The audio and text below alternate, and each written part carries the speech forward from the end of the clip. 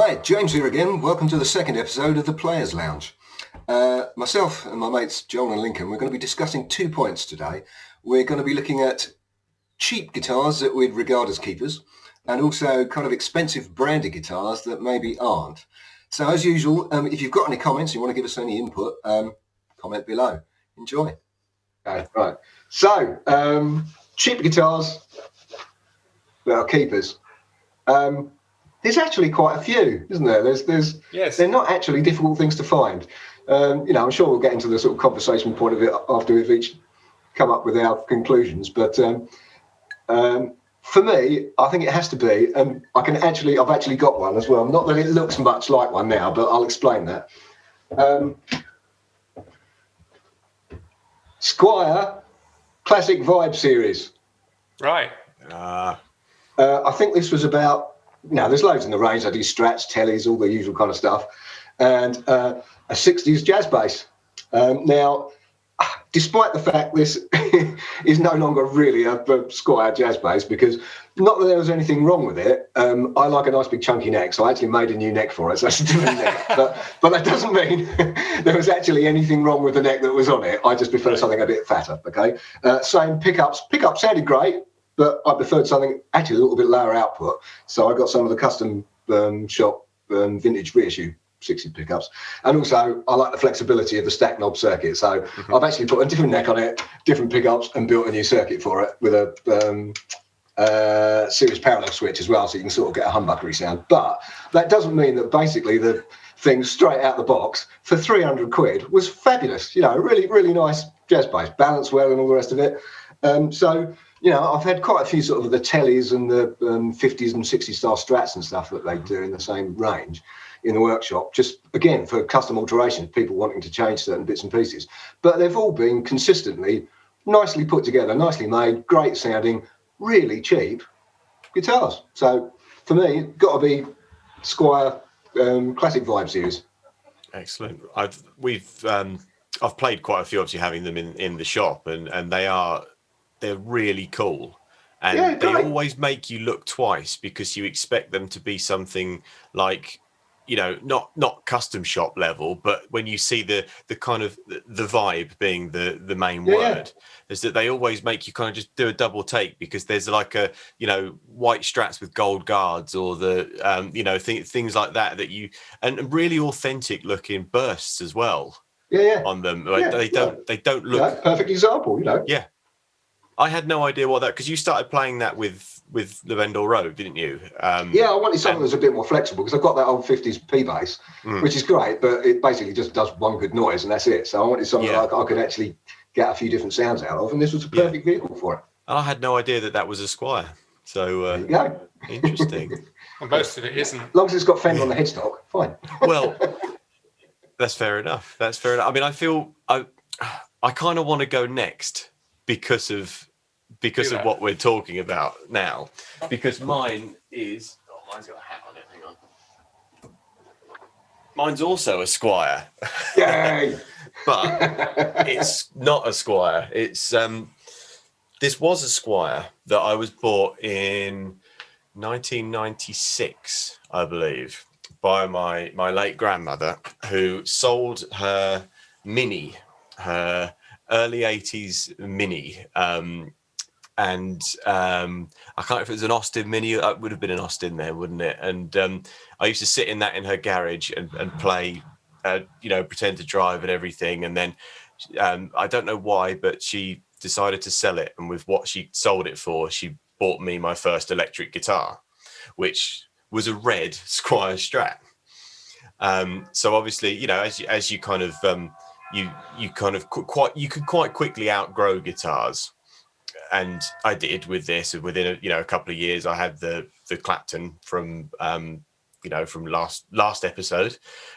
So this kind of just sat in the at my parents' for a long time, and then I tried to relic it, and it didn't look very good. And I think my dad decided that it looked so bad he was going to paint it black to paraphrase Jagger and Richards. And so it sat there with black with a white guard, and I think it had 3 hot rails in it. That was one of the mods that was done to it, and it had kind of just been a little bit sort of, you use the term bastardized, and I thought, well, it's still. I've been sort of itching for a proper slide guitar for a long time, and having something that's set up with the ridiculous action and 13s and all sorts on there. And so I thought now's the time. And I spoke to you, James, didn't I? And I said, have you got any gold foils or anything? And so we've got a couple of. You have to remind me what they are. Are they Selmers? No, they're Tasco. Oh, okay, excellent. Yeah, Well, that's they're even about cooler. 61, 62 Tasco pickups. So they're worth about 3 times as much as the guitar is themselves.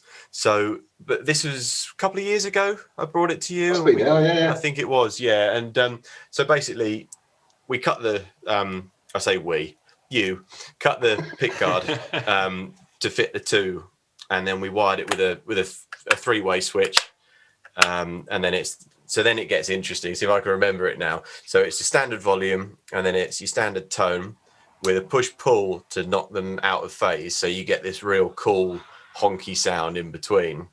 And then this bottom is a 3-way switch that works in the similar way to like an Esquire.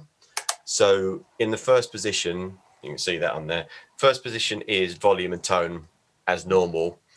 Middle position is just volume, bypasses the tone circuit, and then the bottom position bypasses all of the controls, just go straight to the jack. So you could kind of set it to be like a nice rhythm sound on the neck pickup or whatever, and then if you want to just flick it to there, and it's full power, and that's that. And it's really cool. And I've used it on the latest song that we're working on, the Wayward Sons or whatever we're going to be known as.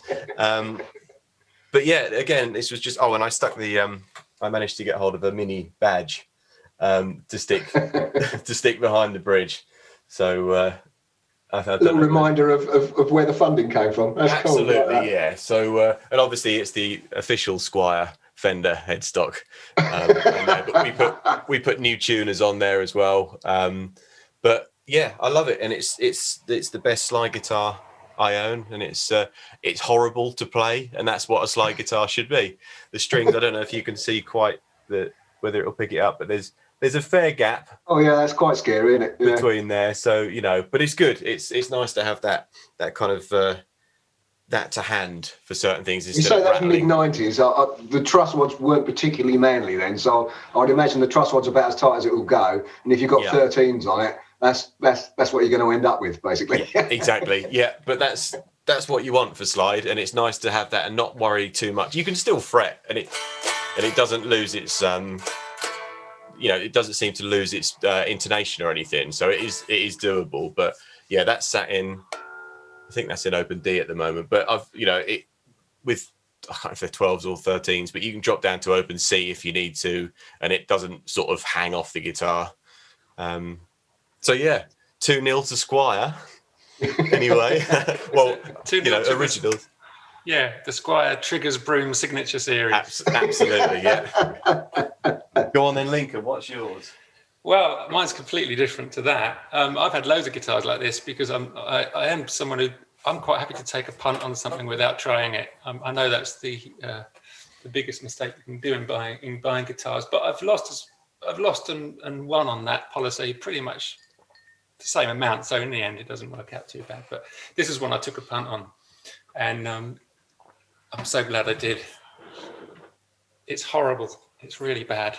Nice. Right. Oh, I'm gonna have to cover this sticker up because it's pretty rude. Okay, so it's this thing. I got it for a specific job, as so many of my guitars. It's a Danelectro baritone. It costs very little. I can't remember exactly, but hardly anything at all. Brand new though. Where is it made? China. Nothing wrong with Chinese guitars, by the way, but this one's terrible. So I'll tell you what's terrible about it first. First of all, it's horrible to play. really nasty strings on it, but I've kept them because I like them because they sound so bizarre. I'm going to take you down here. You can see the bridge. This is hilarious. It's a baritone guitar, right? And they've put a tremolo on it, which does nothing. That's never a good plan, is it? Yeah, it does nothing because the tremolo arm is made of some alloy.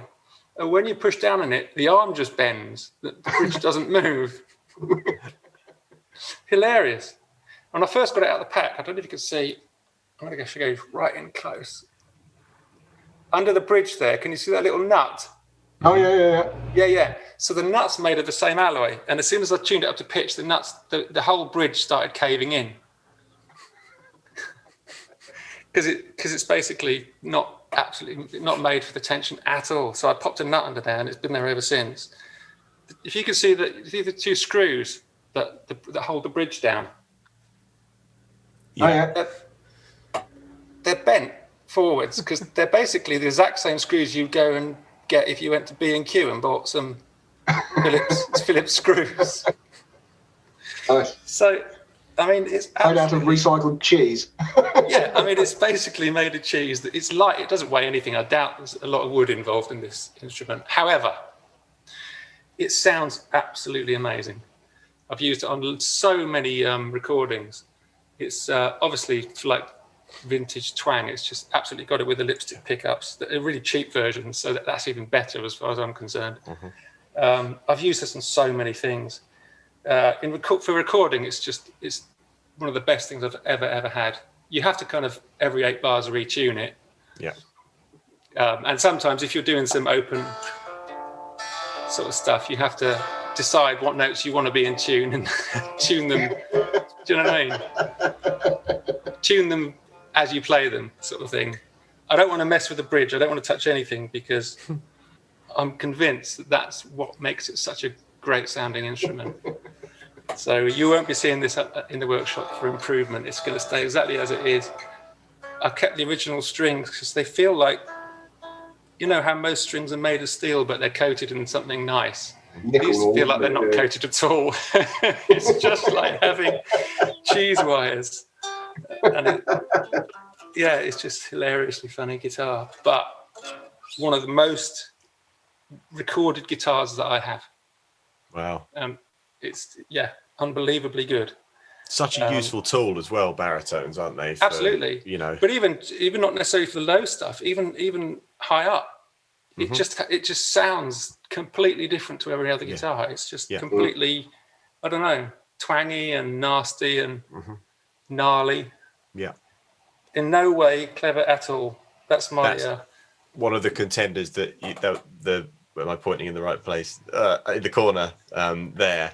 That's a Hofner Galaxy that again was a cheap guitar that I converted into baritone, and like it's like a 200 quid guitar, but I think I just had to drill out a couple of the tuners on there just so I could get the 72 through it or whatever it was. But that's a normal scale length, but it does work in B to B, and just having one of those, it's been a revelation to me just to have one kicking around that you almost, as soon as you pick one up, you can write a song on it, can't you? There's just totally. This one goes down to A. Tunings.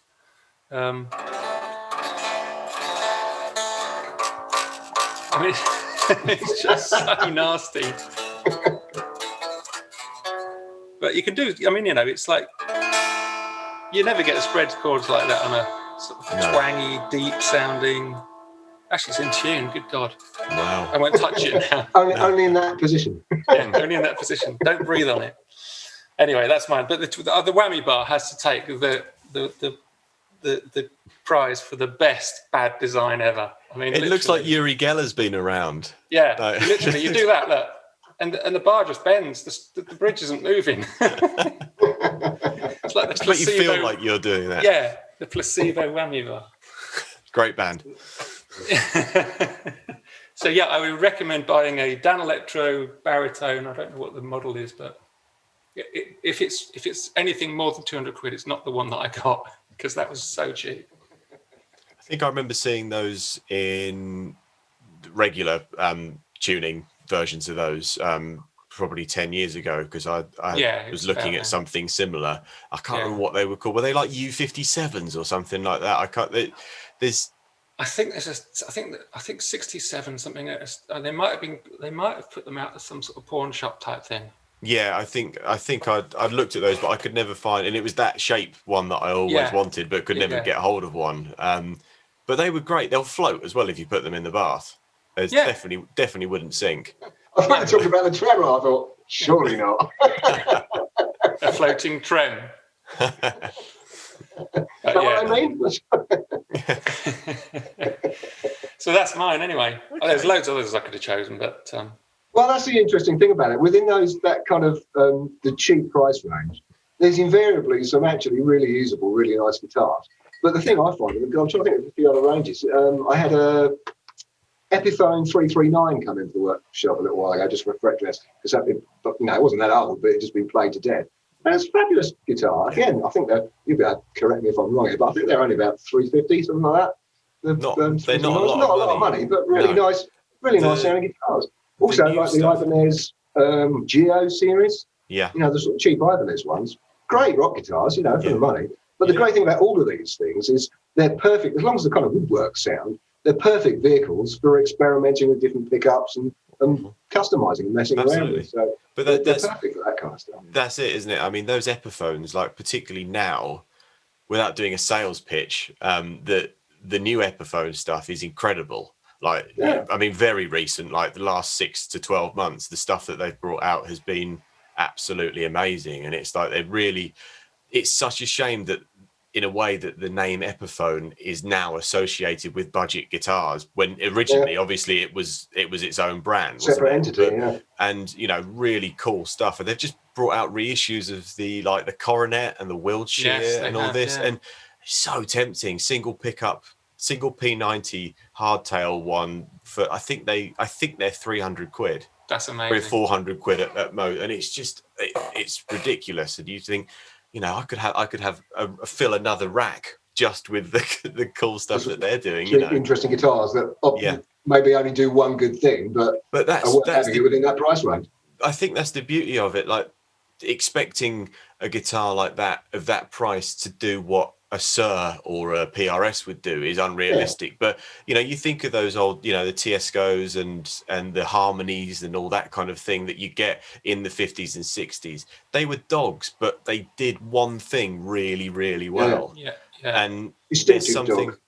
Yeah, that's it. And there's something about that where where you are wrestling the neck, or there's a dead spot somewhere on there, but it's I've got a perfect instrument I need to show you that's taking this a slightly different direction, that has got plenty of dead spots.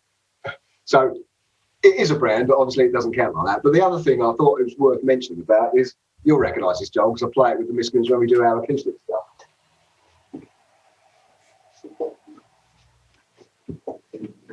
Check this out.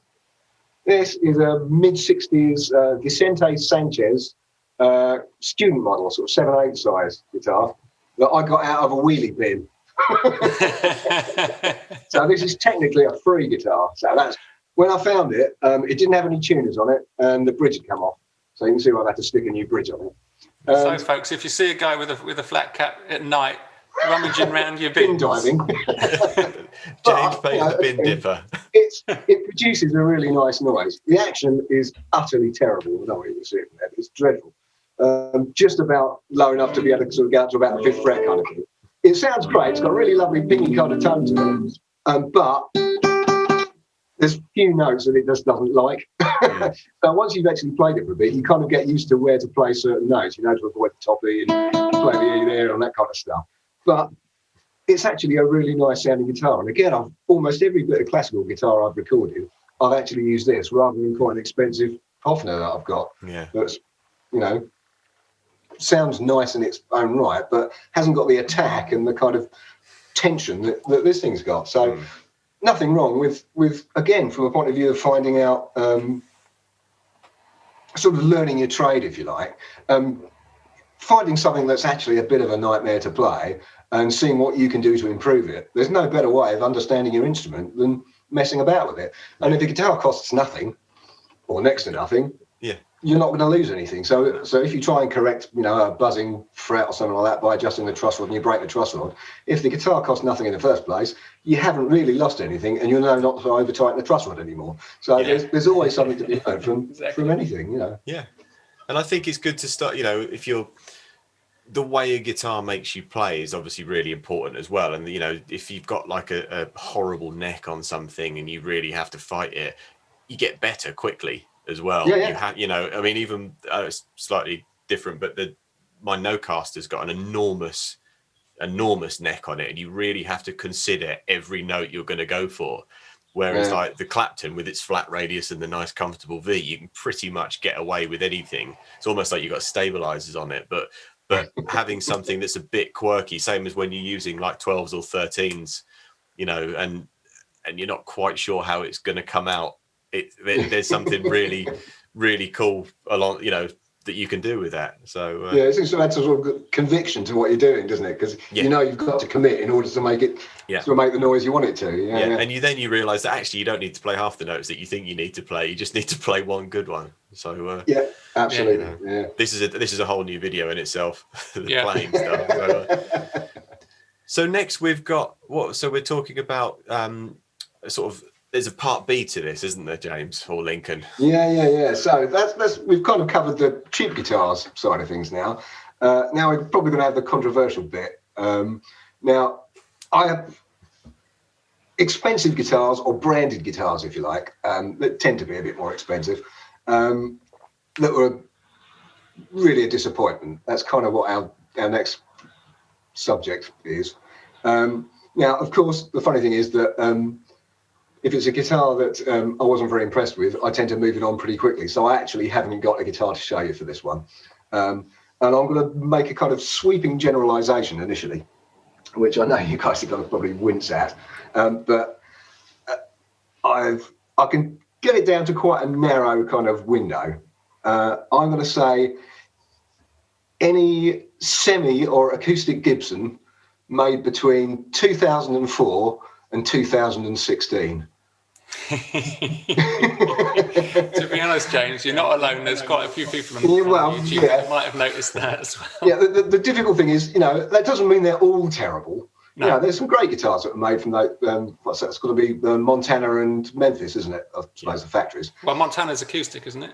Yeah. And Memphis was always. I've had so many guitars come into the workshop that were made within that time frame that have had really fundamental issues, both acoustics and semis, as I say. Poorly seasoned timber, where the guys religiously kept a humidifier in the case and looked after all the rest of it, and they've got big cracks in the top.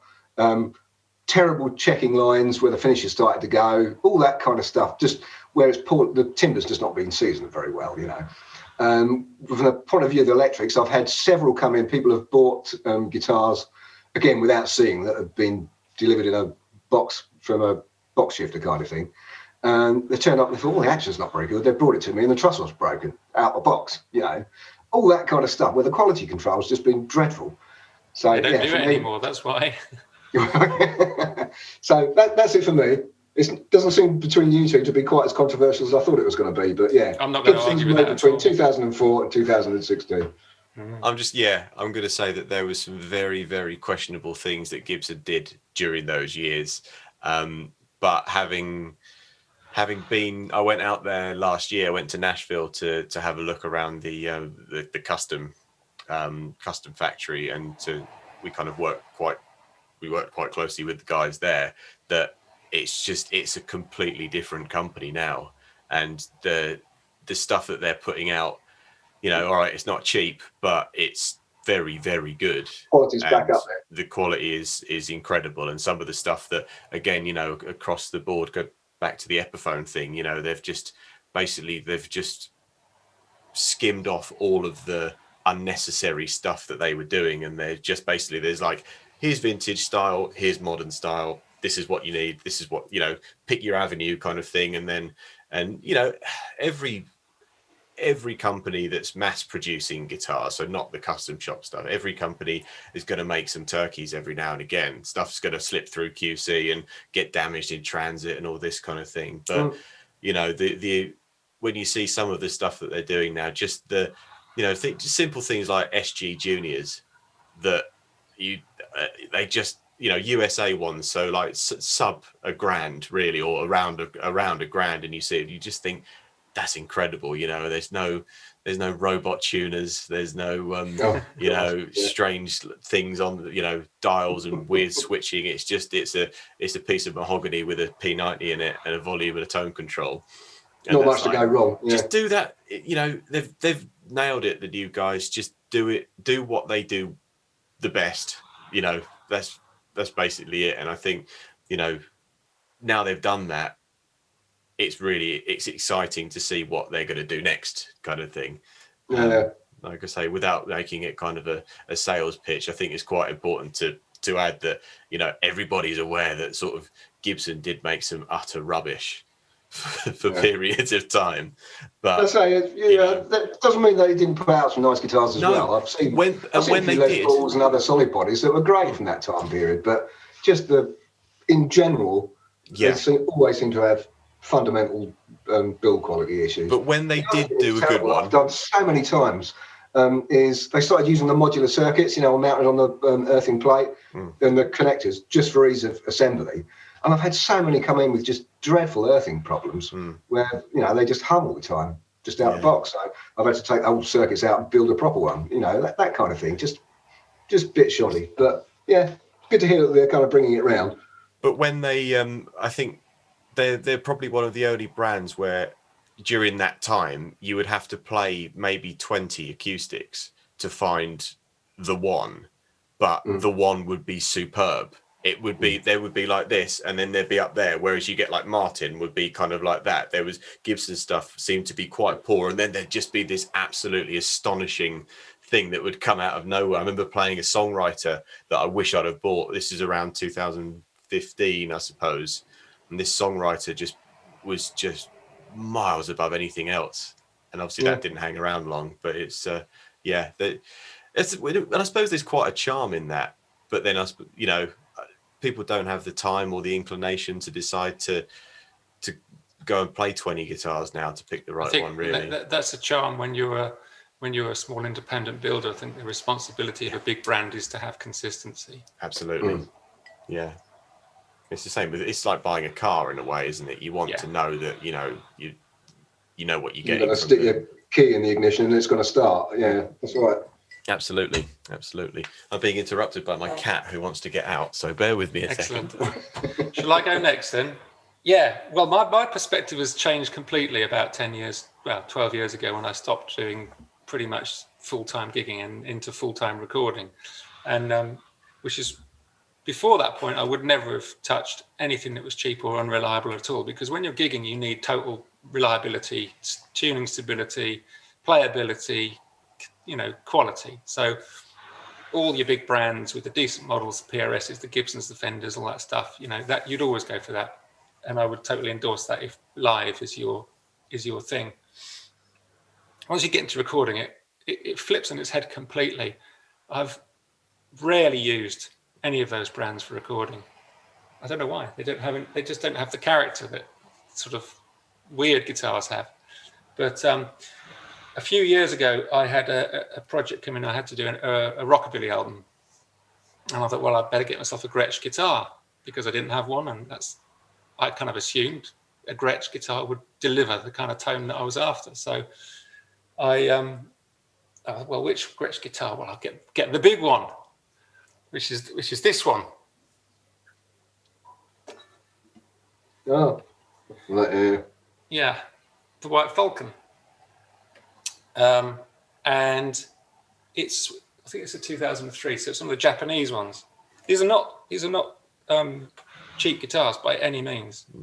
They're really well made. And when I first tried it, I thought, yeah, it's actually really well made. It's kind of boingy, that work. Yeah, Bigsby stays in tune. God, it's amazing. It's got like a decent hardware, nice, it looks kind of what it looks like, but the neck's bang on straight, the fretting's good, finish is good, really well built. And then I tried to do this album with it, and I just couldn't get anything out of it at all. It didn't have any kind of sense of being hollow to me. Do you know what I mean? Curious, yeah. And part of that kind of that sound that you're after when you're doing stuff like that is that it's a hollow guitar. That kind of open quality, yeah. Yeah, and I think, you know, from a gigging point of view, you could totally gig this. It would be totally stable. But to me, it's almost like they've thrown out the point of having a Gretsch with these improvements. And I put it down to one thing, which is that the ply is actually really thick and really hard. And there's no movement in it at all. And I think the ones they're making now even have a center block, or sort of strange design center block, which means, you know, you could use them for metal and they're absolutely no trouble at all. You know, you can use them for classic rock, absolutely no trouble at all. Really, really great, reliable guitars, but it's a Gretsch. You know, why would you do doesn't sound like a Gretsch anymore. Yeah. Why would you do that? And to me, it was, I mean, I did get the thing done, but it was a real wrestle, you know, which was really weird. So anyway, after I did that, I thought, well, I still like the concept of a Gretsch. That thing's sat in its case since then, to be honest. I went out and got a Korean one second hand. I've got it here. You will know this because you did a little bit of work. I've seen that one hanging up in James's workshop. Yeah. It's got some upgraded pickups, but that's it. It's. And I filed off a few bits of aluminium on the bridge to get it the right shape. This is the difference.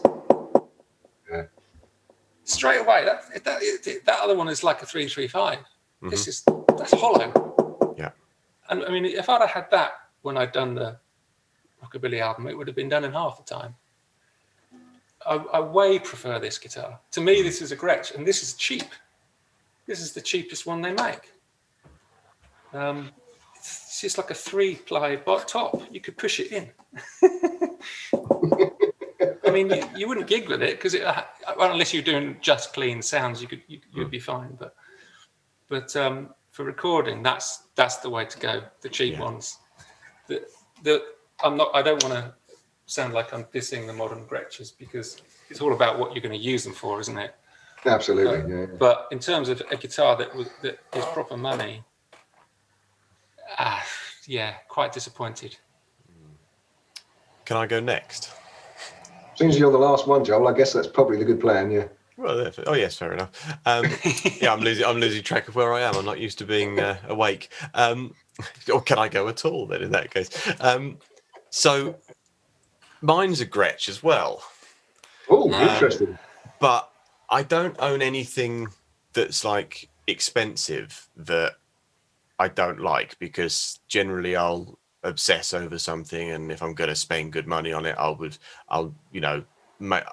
we all make mistakes with things, don't we? And after, you don't know until you've had something for 6 months, 12 months, sometimes longer, that you're not getting on with it. But most of the time I'm just kind of, right, well, I sort of have these tools that do this, and, that ticks that box, and it may not be the perfect vintage version of what that is, but if it does the job, it does the job, kind of thing. But I saw we had a second-hand Electromatic Gretsch come in to the shop for a very good price, so I snapped it up. Oh, James disappeared. James is back. So I snapped it up because it had proper Filtertrons in it. Now you'll notice that they're not in there anymore. The reason is that I thought I would like the sound of Filtertrons, because to me, Gretsch is all about that twang and the kind of Chet Atkins style of, guitarist guitar sort of thing. And it sounded awful with Filtertrons in it. It sounded like a 335, but a really muffled, cheap 335. And you're right, this has got the center block through it, and it's incredibly. There's not a lot of resonance going on. I mean, I know it's a Korean one. It's not the lowest spec that they do, the Streamliner. It's the Electromatic, which is the kind of the stock, non-Japanese ones they do. So I went to sell it. I gigged it for a little while and recorded it. Didn't sound like a Gretsch. I was like, I could just do that with my other semi-hollow thing there. So I might as well just, I'll move it on and I'll buy myself a nice mic or something with it instead. So as I was photographing it, I looked through the case and it had these Gretsch G Super pickups in there. Because what I wanted was, I can't remember what they're called. What's the ones on yours? Duosonics? Yeah. That kind of, the thinner, the real single coil ones. But I saw these in there and I thought, well, they've only got like one row of pole pieces. So then that leans towards the fact that they're single coils. And that was what I was missing with the Gretsch sound, is that couldn't seem to get the twang without it sounding too humbuckery. So again, James, you put these in for me, didn't you? And it's like, I can't remember. fairly recently, but we put these in because, I literally found them as I was about to photograph the guitar to put it on eBay. I opened up the pocket in the case and these were in there, and then put them in, and it's great now. But it was so close. It was the closest thing I've had to a guitar that I was like, just really not getting on with it. I'm gonna move it on. And I think I was going to get one of the Pro Jets that they do, the kind of George Harrison style thing. But this does the job now. It's got it had a kind of mix and match of gold and chrome hardware on there. So I've chromed it all. There's a kind of a click with the Bigsby, but that's neither here nor there. But it sounds like a Gretsch when it's plugged in now. And that's great. And so that was, So at a time when Gretsch are probably technically building the best guitars that they've ever built. But in doing so, I've slightly lost the character that they were renowned for. Yeah. But the weird thing is the filter. The reason I bought it was because it had Filtertrons in it that had been retrofitted, and these were the original ones that the guy or the girl had taken out. Yet these were the ones to me that sound far more Gretsch than what you would assume that every Gretsch you see, you assume, oh, it's got to have Filtertrons in it because that's what they do, But yeah, so it serves a purpose. I'll take it is a funny thing, isn't it? That whole kind of cheap guitar, expensive guitar. And so, from your perspective, doing the recording, I'm pretty sure that whatever sound you're trying to get, you'll be able to get it out of a cheap guitar, and the whole expensive guitar thing becomes slightly unimportant. It's what the thing sounds like. Whereas for a gigging musician, somebody that's actually needing something that's reliable, doesn't feed back and all this kind of stuff, that's where, the build quality and quality of the hardware and everything becomes more important, because you need it to behave in a specific manner, because you don't get any second takes if you're playing live in front of somebody. No, I mean, I think if you're doing a lot of sessions where you're, stacking up just secondary guitar parts on pop records or whatever, then and you turn up with a PRS, that's perfectly appropriate, because you're going to get the work done quick. You're probably going through some effects. It's it's neither here nor there really, and that's fine. At least it'll stay in tune. But if it's a featured sound, if I had someone come in the studio and it was a guitar album, and they were rocking a PRS, I'd kind of worry. Unless it was like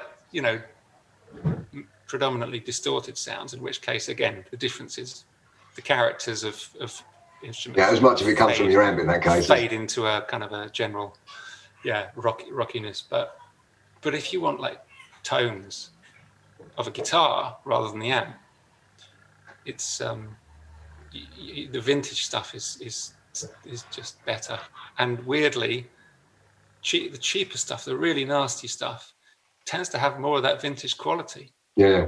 Well, those Gold 4 pickups, those Tasteco ones that I stuck in Joel Squire, they sound fabulous, but you do kind of fight them a bit, because I've actually used a couple before when I've been doing some bits of recording, and I wanted a really distorted kind of vocal sound, and I actually sung through the pickups.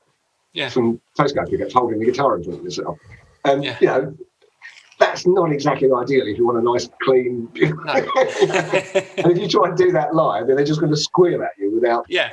Okay, let's just get one thing straight. We're not hating on Gretsch here, are we? No, not at all. No. Not Gibson, to be fair. Yeah, not Gibson either. both love both companies. Absolutely. Well, with both, both the Gretschers, we've got what we want now, and yours was a different guitar, mine was a different set of pickups, and we've established that Gibson do make great guitars. It's just back in those years you mentioned, you had to search for them a little harder. That was all it was. So. And even amongst the same brand, often the cheaper models are the better ones. Yeah. Makes them more interesting noises. Yeah. Well, that's a perfect kind of conclusion, isn't it? The fact that guitars of every single price range have got something to offer if you know what you're looking for.